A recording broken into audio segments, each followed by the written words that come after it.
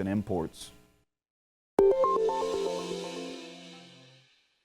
After being taken off the ventilator Sunday, Pope Francis suffered 2 episodes of acute respiratory failure earlier today. The Vatican says he was placed back on the ventilator and remains alert. Doctors removed a buildup of mucus in the Pope's lungs. The 88-year-old pontiff was admitted to the hospital on February 14th with double pneumonia. There are no plans currently to move him out of the hospital and back to his residence. The Vatican says the Pope will not lead the Ash Wednesday service for only the 2nd time in his 12-year papacy. The Pope's health has him in the minds and hearts of Catholics all over Texas tonight.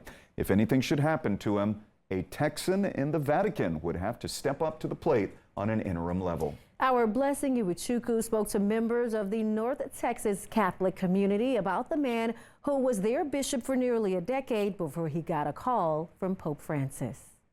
This 40 church you see behind me is part of several churches, also known as parishes, that are under the umbrella of the Catholic Diocese of Dallas. This is a region that spans 9 counties and 1.3 million North Texans who are Catholic. Now, this was an area that was once overseen by then Bishop Kevin Farrell. He's now a cardinal now, and he could possibly play an even bigger role. Temple here. Like most Catholics, Sir Joe Madu's home in Murphy, northeast of Dallas, is decked out with countless symbols and figurines representing his religion. Of the Holy Spirit. But this one right here, a large mug of Pope Francis, sits center stage in his living room, a constant reminder of the leader of his faith and the recent health hurdle the Holy One has been facing. It's not just only about the local community, it is the global Catholic community that is in unison on this prayer mission.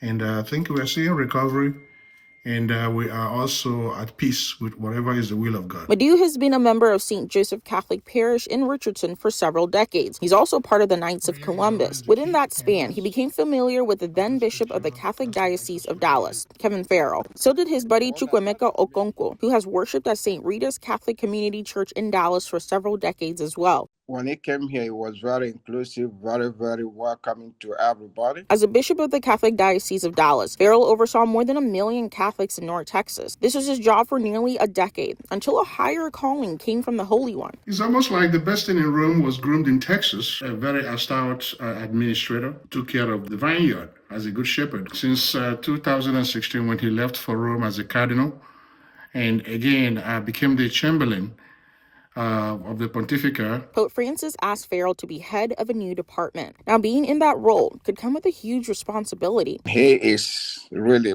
prepared, coming from a multicultural, a multi-diverse area. If the Pope's health takes a turn for the worse, there's a process in place where Cardinal Farrell would have to oversee as the head of the Vatican's laity office. He would certify the Pope's death and prepare for his burial before a conclave of cardinals can elect a new Pope. Pray for us. Although that's a plan in place, The Holy Spirit. Catholics across Texas and the world say they're hoping it doesn't get to that point. Deliver us. Amen. In Murphy, Blessing Iwuchukwu, Spectrum News. 19. Okay, let's see.